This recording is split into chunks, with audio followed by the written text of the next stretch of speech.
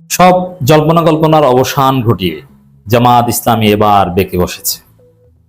এমনকি এমন ভাবে বেঁকে বসেছে, এতে আপনারা অবাক হবেন, আশ্চর্য হবেন। বিএনপি সরকারের ক্ষমতা চলে যাওয়ার উপক্রম।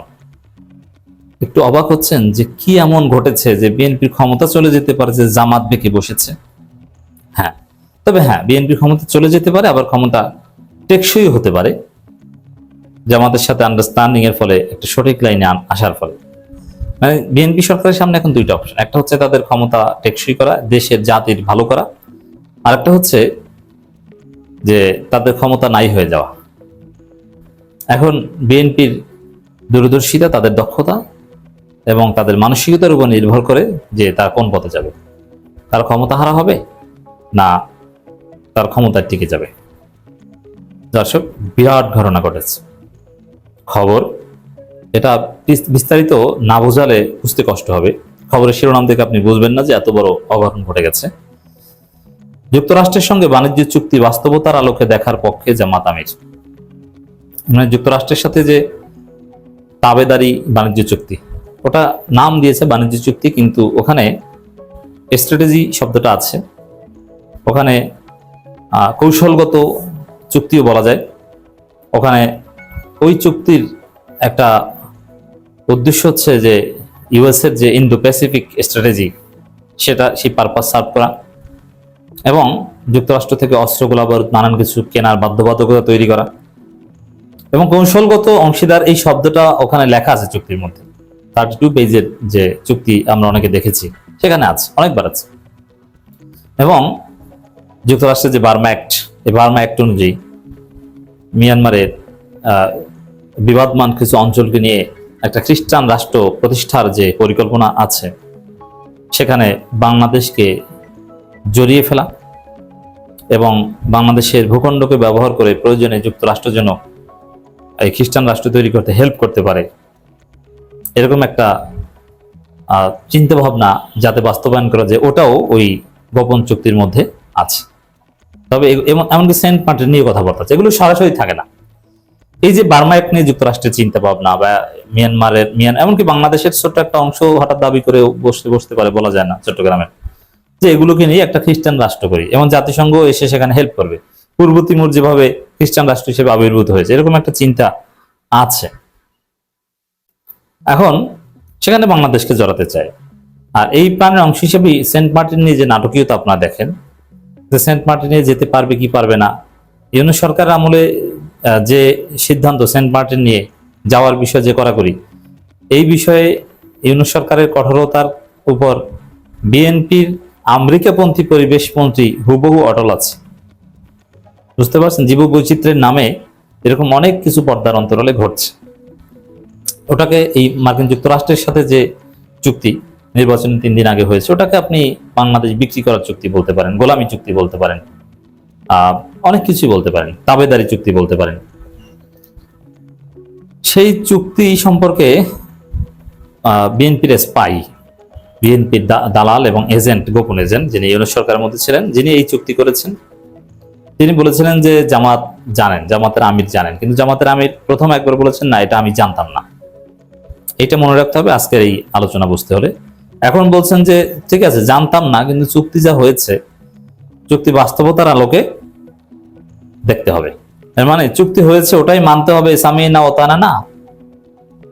জামাতের আমিরের বক্তব্য যে চুক্তি এখন উপস্থাপন করা হোক, জাতির সামনে উন্মুক্ত করা হোক, পার্লামেন্টে আলোচনা হোক প্রয়োজনে, এবং বাস্তবতার আলোকে আমাদের লাভ হলে আমরা মানবো, নইলে আমরা মানবো না। মানে জামাত কিন্তু বেঁকে বসেছে।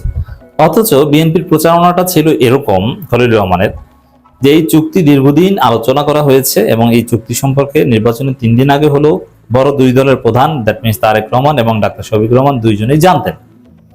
তারেক রহমান কিন্তু চুক্তির বিরুদ্ধে কিছু বলছে না, বরং তারেক রহমানের অর্থ উপদেষ্টা, বাণিজ্য মন্ত্রী বা এরা সবাই বলছে যে যুক্তরাষ্ট্রের সাথে সেই চুক্তির ব্যাপারে আমরা শ্রদ্ধাশীল, আমরা সেই চুক্তির আলোকেই কিভাবে আমাদের সর্বোচ্চ লাভ হয়, অর্থনৈতিক অগ্রগতি হয়, আমরা সেই চেষ্টা করি। কিন্তু জামাত আমিরের কথা কিন্তু বেঁকে গেছে।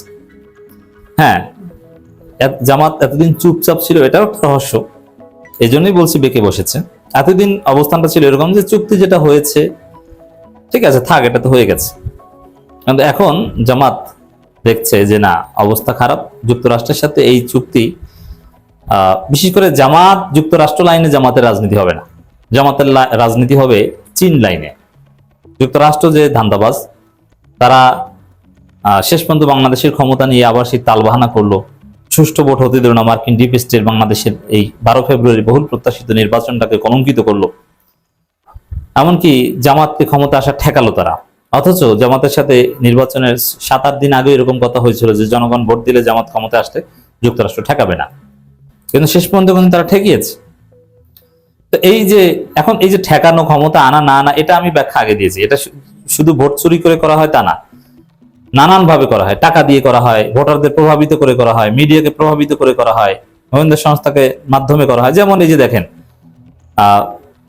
নির্বাচনের আগের দিন ঠাকুরগাঁও জামাতের জেলা আমির ধরা পড়লো টাকা পয়সা নিয়ে, এবং এই ধরাটা পড়েছে পুরোটাই গোয়েন্দা সংস্থার নির্লক্ষ্য। এবং ধরা পড়াটা যেভাবে ফ্রেমিং করেছে, যেভাবে বিমানবন্দরের সমস্ত তথ্য সেকেন্ডে সেকেন্ডে জুলকারনাইন সাহেরের কাছে পাঠানো হলো, ডিজিএফআই সাংবাদিক সাহেরের কাছে, এবং এটা প্রচার করে বিএনপির লোকজন যেভাবে জামাতকে ডিমোরালাইজ করলো, এবং জামাতের অনেক সুইং ভোটার ওতে জামাতের কাছ থেকে মুখ ফিরিয়ে নিয়েছে, এবং জামাত মনস্তাত্ত্বিক ভাবে ওই সময় ধরা পড়েছে। জামাতের জেলা আমির চোরের মতো মুখ লুকিয়েছেন এবং ভয়ে তিনি অসুস্থ হয়ে পড়েছেন।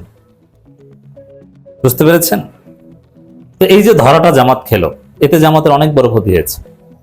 এখন ওই ধরা খাওয়া, ওটা তো ভোট চুরি না, ওটা তো ভোট গণনা পাল্টে দেওয়াও না, কিন্তু একটা ধরা খেয়েছে, এবং জামাতের দায় আছে সেখানে, যেভাবে ধরা খেয়েছে।